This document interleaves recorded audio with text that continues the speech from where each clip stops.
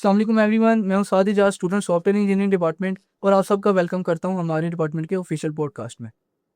During the season बहुत से student ये चीज़ सोच रहे हैं कि उनको कौन से डिपार्टमेंट को सिलेक्ट करना चाहिए और कौन सा इंस्टीट्यूट चूज़ करना चाहिए।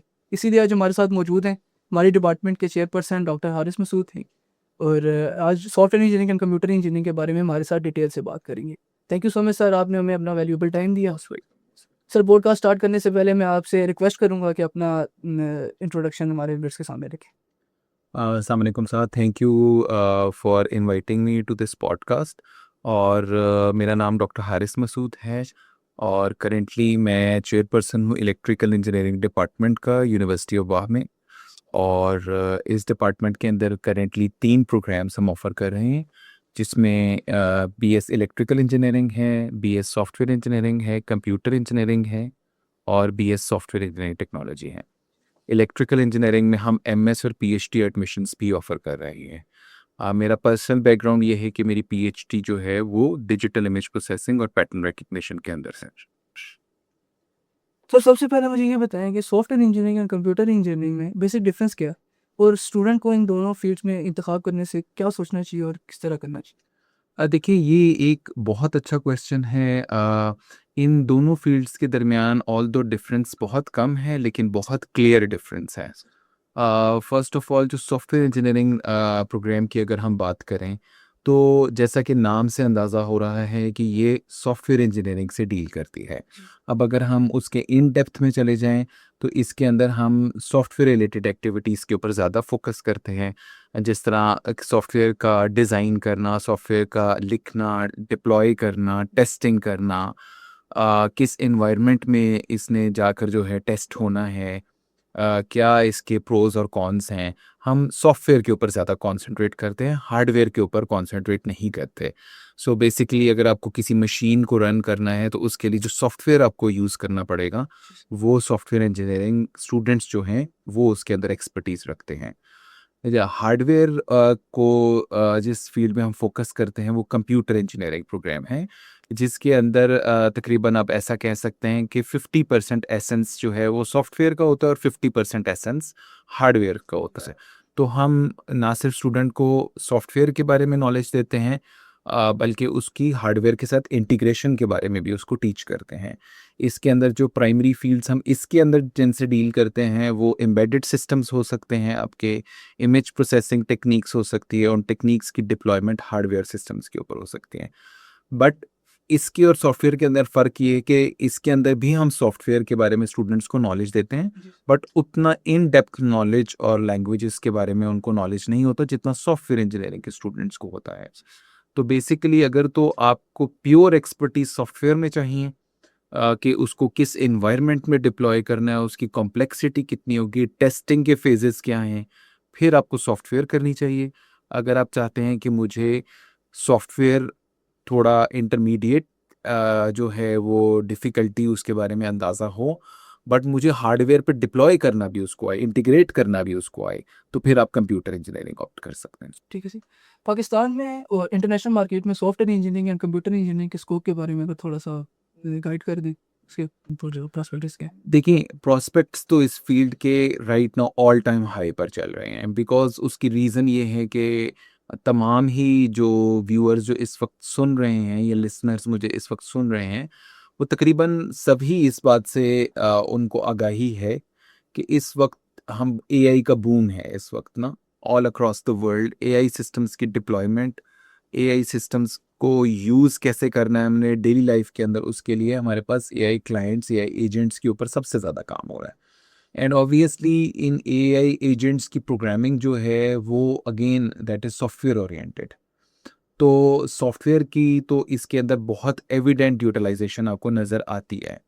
But again since computer engineering के अंदर भी 50% जो है करिकुलम वो सॉफ्टवेयर इंजीनियरिंग बेस्ड है, तो ऑब्वियस सी बात ये है कि एआई ने इन द कमिंग ईयर्स हमें ये बहुत अच्छी तरह इस चीज़ की प्रिडिक्शन है कि जो भी हम एआई के अभी सिस्टम्स जो हैं या एजेंट्स को प्रोग्राम कर रहे हैं, इन्होंने डाउन द लाइन जाकर रोबोट्स के ऊपर अप्लाई होना है ताकि एक ऑटोनमस सिस्टम्स बनाए जा सकें। जब इन्होंने रोबोट्स के ऊपर डिप्लॉय इम्प्लीमेंट होना है, तो हमें ये बहुत अच्छे से पता है कि रोबोट्स जो हैं वो हार्डवेयर कैटेगरी के अंदर आते हैं और उनके अंदर एम्बेडेड सिस्टम्स का बहुत ज़्यादा स्कोप होता है। जी तो फिर हमें अब से कुछ साल के बाद कंप्यूटर इंजीनियर्स की भी लगभग 2-3 साल के अंदर अंदर ही इनकी बहुत हाई डिमांड में हमें रिक्रूटमेंट की ज़रूरत पड़ेगी। So as evident both software and computer engineering has a vast scope अगर हम प्योरली एआई के बारे में बात करें तो। सर, हम विटनेस कर रहे हैं कि we are in the era of artificial intelligence. तो आप क्या सोचते हैं कि हमारे जो ग्रेजुएट्स हैं वो इस कैलिबर के हैं कि वो अपनी फील्ड के अंदर आके एक्सेल कर सकते हैं?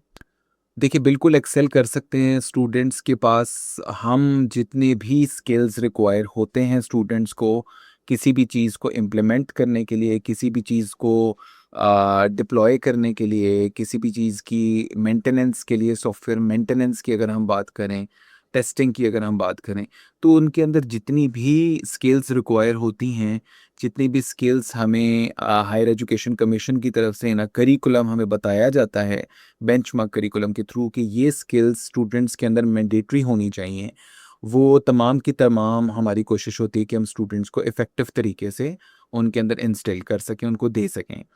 सो वी ट्राई आवर बेस्ट कि तमाम कोडिंग लैंग्वेजेस जैसे पाइथन है, जैसे सी है, इसी तरह सॉफ्टवेयर इंजीनियरिंग के कुछ डेडिकेटेड सॉफ्टवेयर जो हैं, उनके बारे में स्टूडेंट्स को आगाही हो। इसके अलावा हम कुछ कैपेसिटी बिल्डिंग एक्टिविटीज़ भी ऑफ़र करते हैं एवरी सेमेस्टर, जिसके अंदर हम ये कोशिश करते हैं कि ऐसा कोई भी टूल जो कि करिकुलम का भी हिस्सा नहीं बना, लेकिन with in the past 6 months वो उसने बहुत ज़्यादा उसके अंदर स्कोप डेवलप हुआ है। तो हमारी फैकल्टी कोशिश करती है कि उसको एक सेपरेट कैपेसिटी बिल्डिंग एक्टिविटी के तौर पर बच्चों को ऑफ़र कर दिया जाए, ताकि उसके बारे में भी स्किल्स जो हैं, वो देन एंड देयर बच्चों के अंदर आ सकें। So we do not wait कि किसी सब्जेक्ट के अंदर ही वो स्किल्स आएँगे तो बच्चे उसको ले सकते हैं। हम कैपेसिटी बिल्डिंग्स की मद में भी उसको बच्चों को ऑफ़र कर सकते हैं। जी। अरे वेट के सर, हमारे डिपार्टमेंट ने एक और प्रोग्राम लॉन्च किया है सॉफ्टवेयर इंजीनियरिंग टेक्नोलॉजी के नाम से। तो आप काइंडली मुझे ये बता सकते हैं कि सॉफ्टवेयर इंजीनियरिंग टेक्नोलॉजी और कन्वेंशनल सॉफ्टवेयर इंजीनियरिंग में क्या फ़र्क है? Again very good question. देखें, हम लोगों ने एक न्यू डिपार्टमेंट प्रोग्राम लॉन्च किया है डिपार्टमेंट के अंदर सॉफ्टवेयर इंजीनियरिंग टेक्नोलॉजी का। इसके कुछ डिफरेंट मैं आपको जो है प्रॉपर्टीज़ बताऊंगा कि क्यों हमने इसको लॉन्च किया और इसका इंटरेस्ट पॉइंट ऑफ व्यू किन बच्चों के लिए बेनिफिशियल साबित हो सकता है। जी।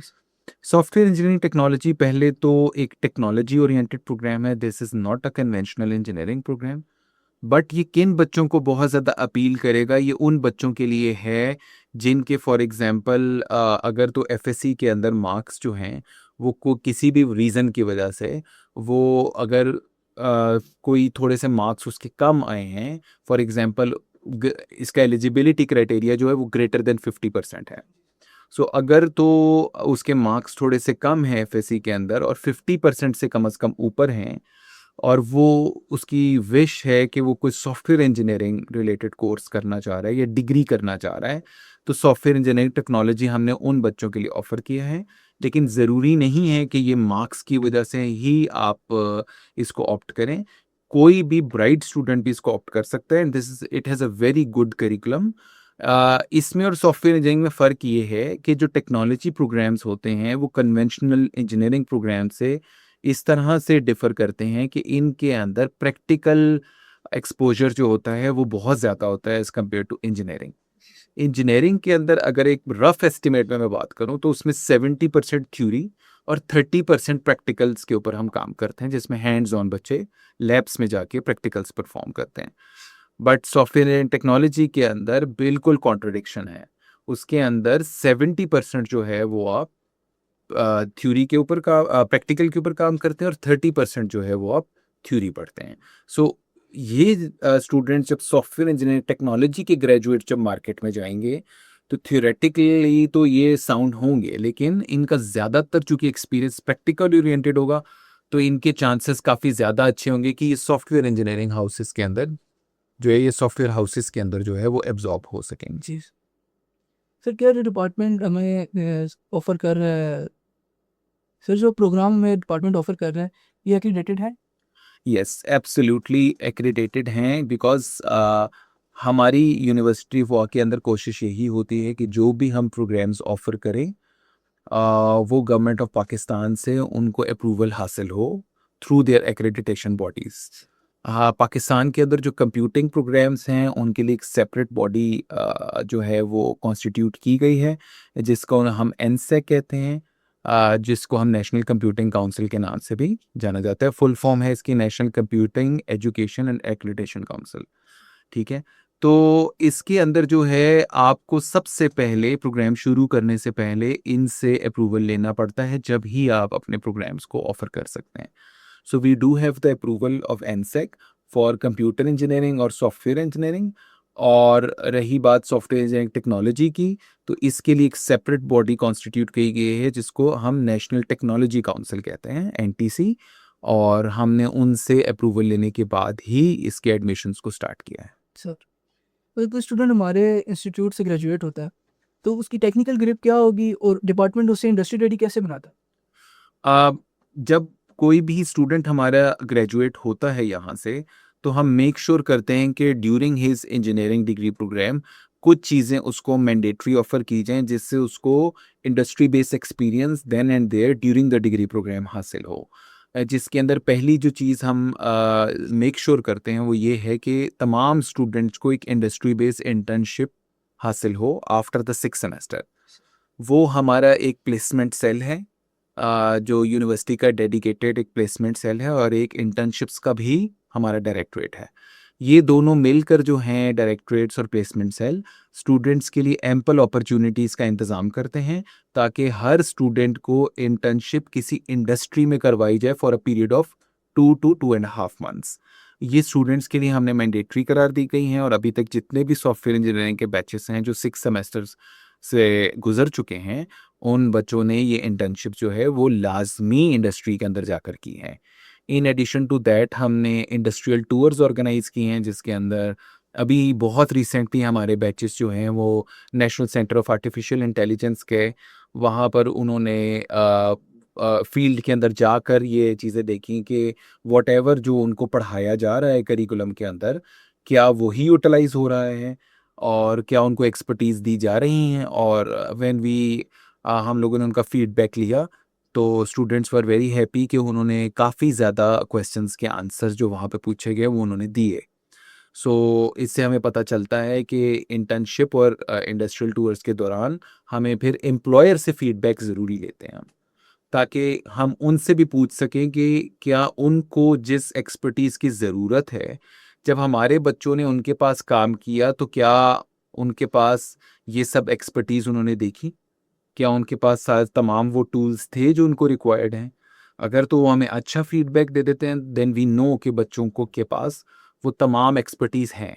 और अल्हम्दुलिल्लाह अभी तक हमें एम्प्लॉयर्स की तरफ से बहुत प्रॉमिसिंग फीडबैक मिला है, व्हिच मीन्स कि हमारे बच्चों में वो स्किल्स हैं जो रिक्वायर्ड हैं इस वक्त इंडस्ट्री में।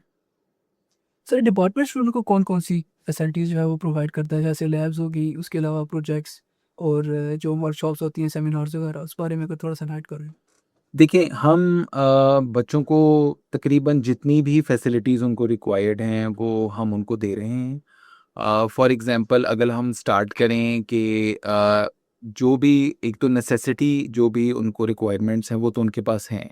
फॉर एग्ज़ाम्पल लैब से लेकर, लाइब्रेरी से लेकर जो भी एजुकेशन रिलेटेड रिक्वायरमेंट्स हैं, वो तो बच्चों को मुयस्सर हैं।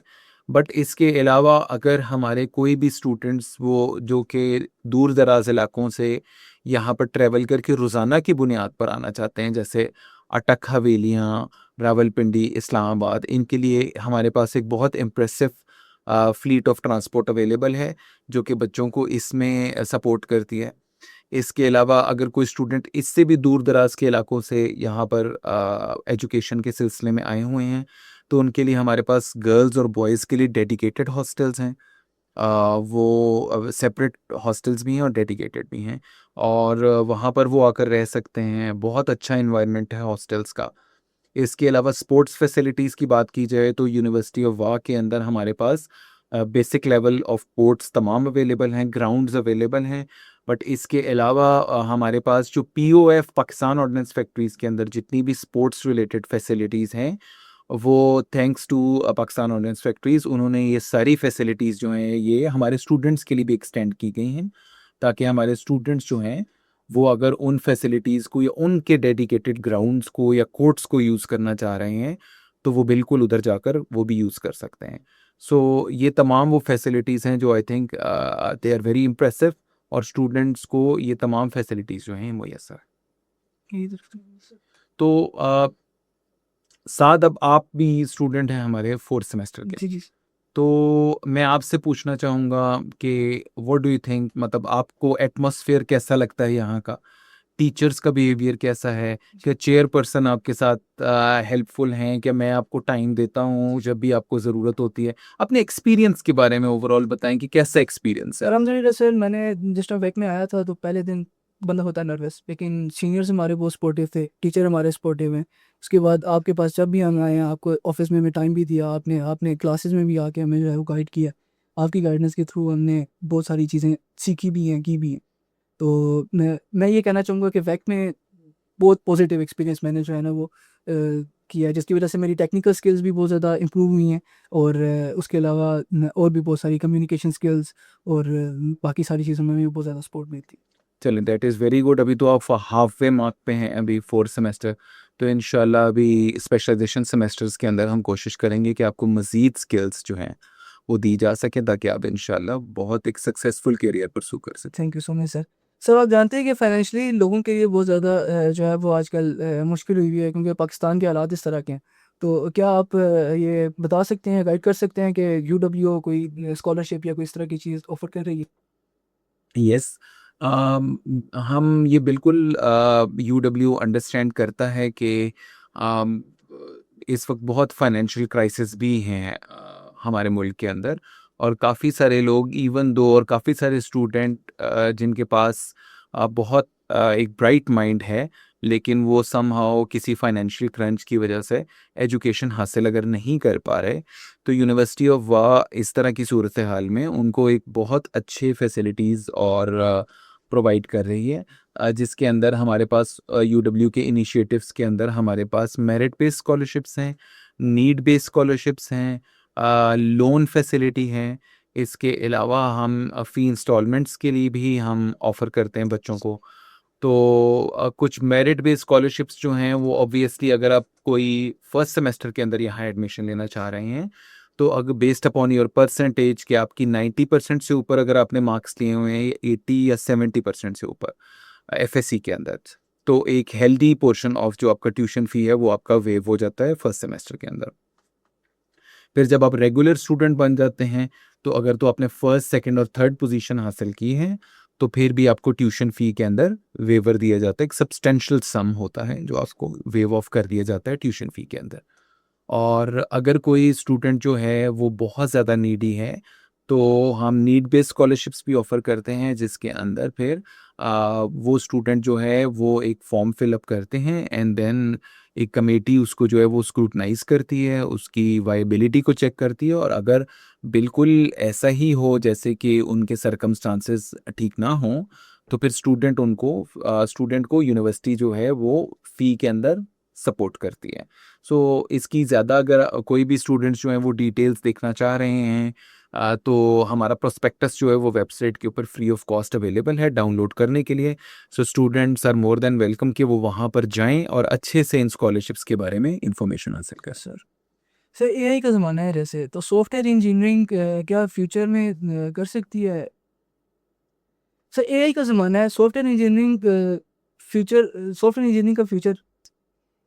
सर, एआई का ज़माना है, सॉफ्टवेयर इंजीनियरिंग का फ्यूचर क्या है? क्या सॉफ्टवेयर इंजीनियरिंग असिस्ट करेगी या एआई रिप्लेस कर देगी उसे?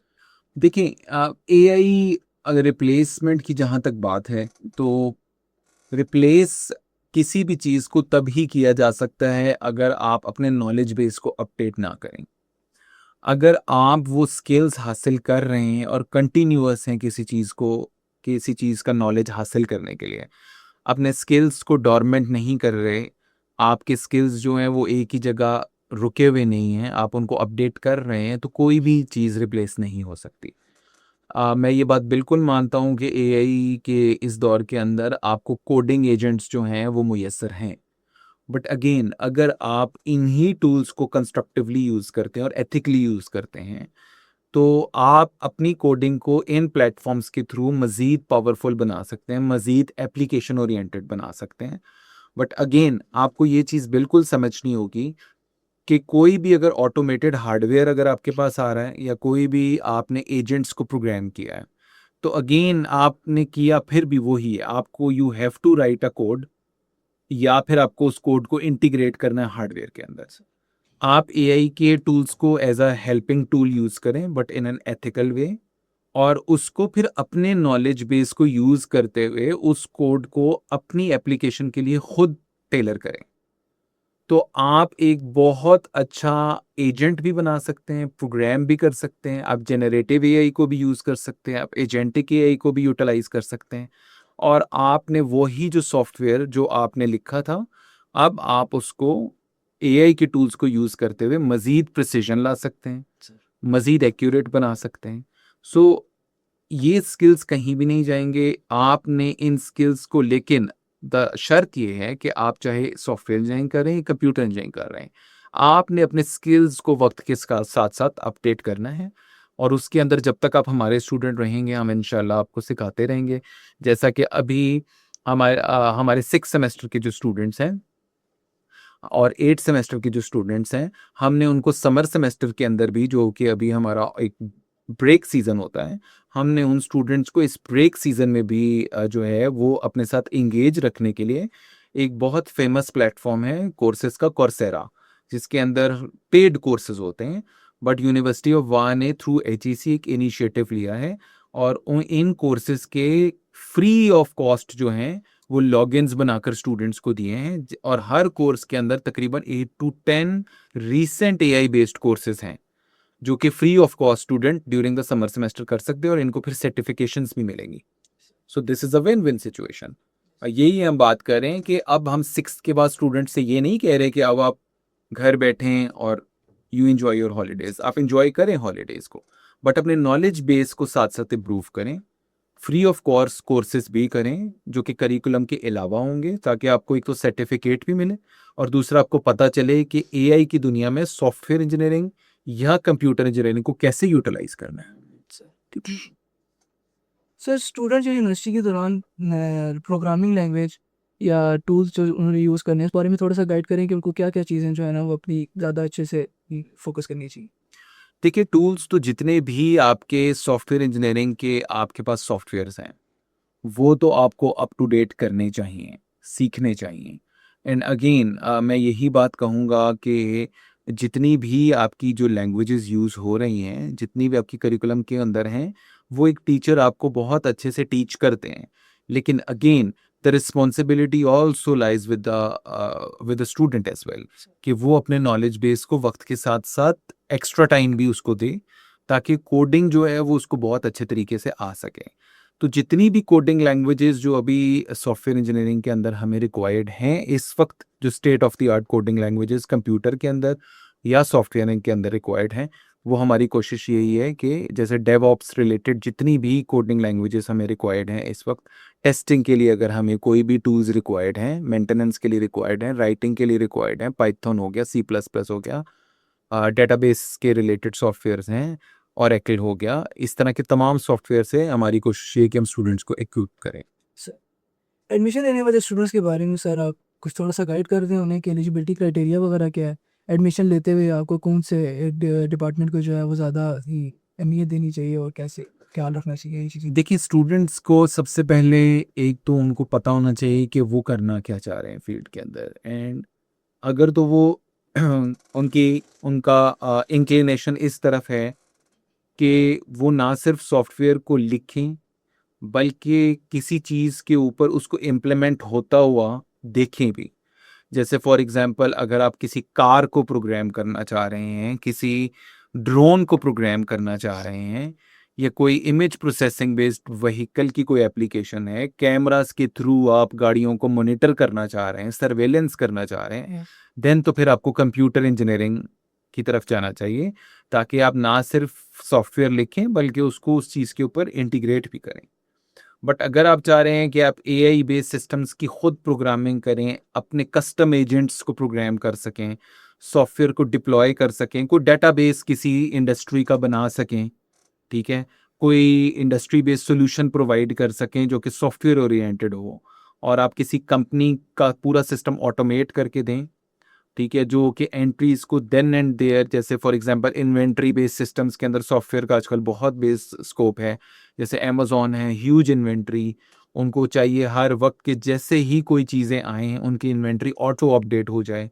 इस तरह के अगर सॉफ्टवेयर्स आप कंपनीज, बहुत बड़ी बड़ी कंपनीज बन रही हैं, वो सब सॉफ्टवेयर्स रिक्वायर कर रही हैं। अगर ऐसी कोई चीज़ है जो डिप्लॉयमेंट हार्डवेयर पे नहीं मांग रही बट कोर सॉफ्टवेयर के कॉन्सेप्ट्स मांग रही है, तो आप सॉफ्टवेयर कर सकते हैं। रही बात एलिजिबिलिटी क्राइटेरिया की, तो कंप्यूटर इंजीनियरिंग और सॉफ्टवेयर इंजीनियरिंग के अंदर अगर आप एडमिशन लेना चाहते हैं तो आपको मिनिमम एलिजिबिलिटी क्राइटेरिया ये है कि आपका एफएससी, डीएई, आईसीएस, या आप प्री मेडिकल के स्टूडेंट भी अगर हैं तो आपके 60% मार्क्स एफएससी में होना बहुत ज़रूरी है। एफएससी कर रहे हैं आप, चाहे डीएई कर रहे हैं, चाहे आईसीएस कर रहे हैं, और प्री मेडिकल स्टूडेंट जो हैं वो भी अप्लाई कर सकते हैं। जबकि सॉफ्टवेयर इंजीनियरिंग टेक्नोलॉजी जो कि हमारा इवनिंग प्रोग्राम है, वो एक तो जॉब होल्डर्स को बहुत अपील करता है, और अगर आप डिप्लोमा के स्टूडेंट थे प्रीवियसली, डिप्लोमा के स्टूडेंट्स की खासियत ये होती है कि वो हैंड्स ऑन के ऊपर दे आर प्रीटी एक्सेलेंट। तो अगर तो आप हैंड्स ऑन से हैंड्स ऑन पे शिफ्ट करना चाह रहे हैं तो आपके लिए इवनिंग के अंदर हमारे पास एक बहुत अच्छा प्रोग्राम है।